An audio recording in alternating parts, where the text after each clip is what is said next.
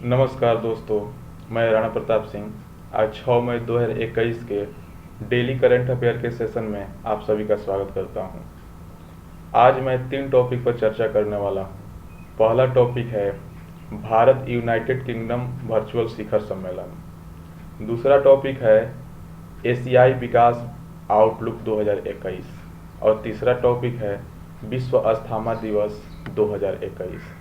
तो आइए हम एक एक करके तीनों टॉपिक को हम चर्चा करते हैं। पहला टॉपिक है कि भारत यूनाइटेड किंगडम वर्चुअल शिखर सम्मेलन। तो यह चर्चा में क्यों आया है? हाल ही में भारत और यूनाइटेड किंगडम के प्रधानमंत्रियों के बीच में वर्चुअल शिखर सम्मेलन हुआ है। इसके प्रमुख बिंदु क्या है? तो प्रमुख बिंदु यही है कि भारत और ब्रिटेन के प्रधानमंत्री के बीच में जो वर्चुअल शिखर सम्मेलन हुआ है उसका नाम भारत यूनाइटेड किंगडम वर्चुअल शिखर सम्मेलन के नाम दिया गया है। इसमें उल्लेखनीय यह है कि भारत और यूनाइटेड किंगडम, जो ब्रिटेन के नाम से भी जाना जाता है, के बीच काफ़ी लंबे समय से मैत्रीपूर्ण संबंध रहे हैं और इसके अतिरिक्त दोनों देश लोकतंत्र, मौलिक स्वतंत्रता और कानून के शासन जैसे और भी बहुत सारे आपसी प्रतिबद्धता पर आधारित रणनीतिक साझेदार भी हैं एक दूसरे के। इन्होंने इस शिखर सम्मेलन में क्या रोड मैप तैयार किया है, इस पर हम बात कर लेते हैं। तो इसमें 2030 तक का रोड मैप पर भी बात किया गया है, जिसमें दोनों देशों के द्विपक्षीय संबंधों को बढ़ाकर और व्यापक राजनीतिक साझेदारी के रूप में और भी बढ़ाना है, इस पर चर्चा की गई है। यह रोड मैप अगले 10 वर्षों में दोनों देशों के लोगों के बीच पारस्परिक संपर्कों और व्यापार एवं अर्थव्यवस्था, रक्षा, सुरक्षा इत्यादि पर जोर देगा। इसी क्षेत्र में ये सब महत्वपूर्ण कार्य करेंगे।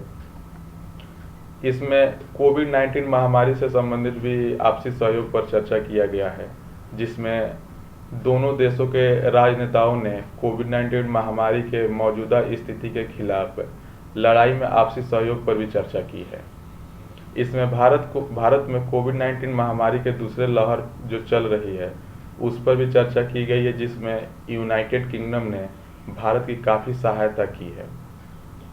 इसमें हम बात कर लेते हैं कि उन्नत व्यापार साझेदारी पर भी बात की गई है।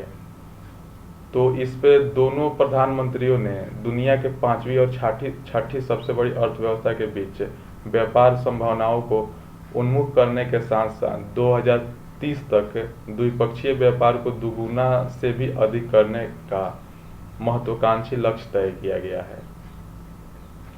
इसके लिए उन्नत व्यापार साझेदारी का शुभारंभ भी किया जाएगा।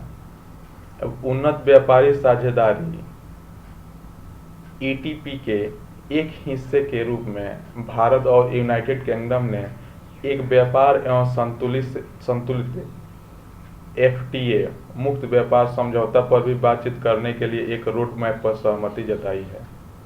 उल्लेखनीय है कि भारत और यूनाइटेड किंगडम के बीच उन्नत व्यापार साझेदार से दोनों देशों के हजारों प्रत्यक्ष और अप्रत्यक्ष रोजगार सृजित होंगे। अब हम बात कर लेते हैं कि वैश्विक नवाचार साझेदारी के बारे में। तो इस सम्मेलन में ये भी चर्चा हुआ है कि भारत और यूनाइटेड किंगडम ने वैश्विक नवाचार साझेदारी की भी घोषणा की गई है। इसका उद्देश्य है कि जो चुनिंदा विकासशील देशों में की समावेशी और भारतीय नवाचार का हस्ताक्षर करने की आवश्यकता जहां पड़ेगी वहां ये दोनों सहयोग करेंगे और इसकी शुरुआत अभी अफ्रीका से होगा। उल्लेखनीय है कि ब्रिटेन अनुसंधान और नवाचार संबंधी सहयोग के लिए भारत क्षेत्र को अपना दूसरा सबसे बड़ा साझेदार मानता है। तो इसमें जो नेक्स्ट मुद्दे पर जो बात हुई है वह है प्रवासन और आवाजाही पर एक व्यापक साझेदारी को लेकर के। तो दोनों देशों के प्रधानमंत्रियों ने इस पर भी बात की है कि प्रवासन और आवाजाही पर भी एक साझेदारी का शुरुआत करना चाहिए, जिसमें दोनों देशों के बीच जो विद्यार्थियों का आवाजाही है, जो विद्यार्थी पढ़ने जाते हैं या जो प्रोफेशनल काम करने जाते हैं, उनको और अधिक मतलब सुविधा दिया जाए और उनके जो अवसर है उसको सुलभ बनाया जाए, इस पर भी चर्चा की गई है। अन्य क्षेत्रों में सहयोग की बात करें तो दोनों पक्षों ने डिजिटल और आईसीटी उत्पादों के भी सहयोग बढ़ाने के लिए और आपूर्ति श्रृंखला को सुदृढ़ करने की दिशा में भी बात की है, सहमति जताई है। दोनों पक्षों के बीच रक्षा और सुरक्षा संबंधी मुद्दों पर भी चर्चा की गई है, जिसमें समुद्री क्षेत्र, आतंकवाद से मुकाबला करना, साइबर क्राइम आदि सम्मिलित है। इसके अतिरिक्त हिंद प्रशांत व G7 में एक दूसरे के सहयोग पर भी सहमति बनी है। अब एक हमें छोटा सा टारगेट लेना है, जिसमें हमें कम से कम 1000 लाइक, शेयर और सब्सक्राइब करना है। साथ ही साथ अगर आप इस लेक्चर का PDF पाना चाहते हैं, PDF भी पढ़ना चाहते हैं, तो हमें टेलीग्राम के चैनल जनरल डिस्कशन #UPSC पर ज्वाइन कर सकते हैं। नेक्स्ट मुद्दे की अगर हम बात करें तो है एशियाई विकास आउटलुक 2021, एशियन डेवलपमेंट आउटलुक 2021। यह चर्चा में क्यों आया है? तो हाल ही में एशियाई विकास बैंक ADB ने एशियाई विकास आउटलुक 2021 का रिपोर्ट जारी किया है। इसके प्रमुख बिंदु के बारे में अगर हम बात करें तो यह आउटलुक जो है यह एशियाई विकास बैंक के द्वारा जारी किया जाता है और इसमें ये भी बताया गया है कि जो भारत में कोविड-19 की दूसरी लहर है, यह भारतीय अर्थव्यवस्था को सुधारने में बाधा उत्पन्न करेगी, जो कि सबको पता है। हालांकि इस रिपोर्ट में ये बताया गया है कि यह वर्ष 2021 और 22 में भारत का घरेलू GDP 11% की मजबूत वृद्धि का अनुमान है। एशियाई विकास आउटलुक 2021 रिपोर्ट के मुताबिक सार्वजनिक निवेश, टीकाकरण और घरेलू मांग में वृद्धि के कारण भारत की अर्थव्यवस्था में सुधार आएगी, जिसके चलते वित्तीय वर्ष 2021-22 में भारत की आर्थिक वृद्धि दर 11% की वृद्धि होने की संभावना है। जबकि ये भी बताया गया है कि वर्ष 2022-23 के लिए भारत का GDP में 7% की वृद्धि हो सकती है। वहीं अगर एशियाई विकास आउटलुक 2021 रिपोर्ट में एशियन महाद्वीप के संदर्भ में बात करें तो बताया गया है कि वर्ष 2021-22 में विकासशील एशिया के आर्थिक वृद्धि में 7.3% की वृद्धि का आभार व्यक्त किया गया है और यह पिछले साल जो है यह 0.2% ही रही थी।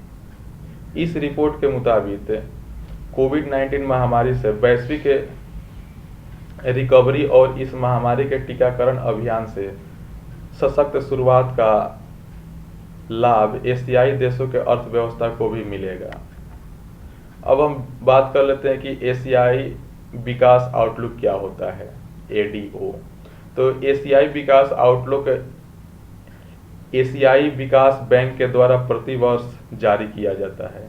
इस रिपोर्ट में जो ADB के जो सदस्य देश है उसके बारे में जारी किया जाता है कि उस देश के GDP कितना रहेगी, कितना ग्रोथ होगा, कितना घाटा होगा, इस सब के बारे में ही रिपोर्ट जारी किया जाता है।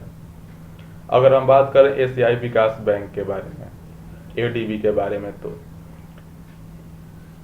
ADB एक क्षेत्रीय विकास बैंक है जिसकी स्थापना 19 दिसंबर 1966 को एशियाई देशों के आर्थिक विकास को सुदृढ़ करने के लिए की गई थी। इस विकास बैंक की मुख्यालय मनीला, फिलीपींस में है। जिस समय इस बैंक की स्थापना हुई थी उस समय इसके सदस्य देश 31 थे, जबकि अभी के समय में इसके सदस्य देश 68 हो गए हैं, जिसमें से 49 सदस्य देश एशिया और पैसिफिक रीजन के हैं और 19 सदस्य जो है यह बाहरी है। ADB का जो प्रारूप है यह बहुत हद तक विश्व बैंक के आधार पर ही बनाया गया था और विश्व बैंक के समान यहाँ भी भारित वोट प्रणाली की व्यवस्था की गई थी, जिसमें वोटों का वितरण सदस्य देशों के पूंजी अभिदान अनुपात के आधार पर ही किया जाता है। अब हम बात कर लेते हैं विश्व अस्थमा दिवस 2021 के बारे में। तो यह चर्चा में क्यों आया है? तो हाल ही में 5 मई को विश्व अस्थमा दिवस 2021 को मनाया गया है, जिसके कारण यह चर्चा में आया है। हम जान लेते हैं कि विश्व अस्थमा दिवस क्या होता है। तो विश्व अस्थमा दिवस को ग्लोबल इनिशिएटिव फॉर अस्थमा द्वारा प्रतिवर्ष मनाया जाता है। विश्व अस्थमा दिवस को विश्व भर में अस्थमा के प्रति जागरूकता फैलाने और बीमारी के देखभाल में सुधार हेतु मनाया जाता है। इस दिवस को मनाने का शुरुआत 1998 में की गई थी। वर्ष 2021 के विश्व अस्थमा दिवस का थीम है कि अस्थमा की भ्रांति को उजागर करना, अनकवरिंग अस्थमा